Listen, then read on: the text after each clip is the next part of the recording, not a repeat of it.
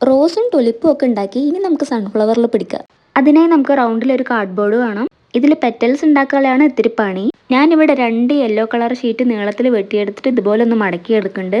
അങ്ങനെ ഞാൻ കുറേ എണ്ണം ചെയ്തിട്ടാ. ഇനി നമ്മൾ നേരത്തെ കട്ട് ചെയ്ത് വെച്ച ആ റൗണ്ട് ഷേപ്പിൽ ഈ പെറ്റൽസ് ഒക്കെ ഒന്ന് ഒട്ടിച്ചെടുക്കാം. ഉള്ളിലൊരു വട്ടം വരച്ചിട്ട് അതിൻ്റെ പുറത്ത് കൂടെ ഒട്ടിച്ചാൽ മതി കേട്ടോ. എത്രയും തിക്കായിട്ട് ഒട്ടിക്കണോ അത്രയും ഭംഗി ഉണ്ടാവും.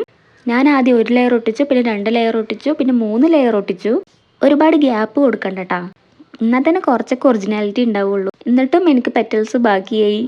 അതിൻ്റെ ഉള്ളിൽ ഒട്ടിക്കാൻ ഞാൻ ആദ്യം പേപ്പർ ഇങ്ങനെ കുനുകുനാന്ന് വെട്ടിയിട്ട് അതിൽ ഒട്ടിക്കാന്നാണ് വിചാരിച്ചത്. പക്ഷെ ഇതിൻ്റെ പെറ്റൽസ് ഉണ്ടാക്കിയെടുക്കുമ്പോഴത്തേനും എനിക്ക് മതിയായി. അതുകൊണ്ട് ഞാനിവിടെ ചായപ്പൊടിയാണ് എടുത്തിട്ടുള്ളത്. ചായപ്പൊടി എന്താ എങ്ങനെയെന്ന് വിചാരിക്കണ്ട, ഇത് ഏതോ ഒരു ചായപ്പൊടിയാണ്. അതിൻ്റെ ഷേപ്പ് ഇങ്ങനെ വരുന്നത്.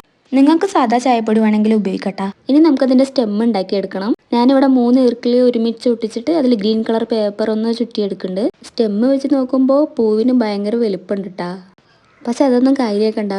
ഇനി നമുക്കത് സ്റ്റെം ഒന്ന് ഒട്ടിച്ചു കൊടുക്കാം. അപ്പം എങ്ങനെയുണ്ട്? അടിപൊളിയല്ലേ? ഇഷ്ടപ്പെട്ടാൽ ലൈക്കും സബ്സ്ക്രൈബും ഒന്നും ചെയ്യാൻ മറക്കണ്ട. ബൈ.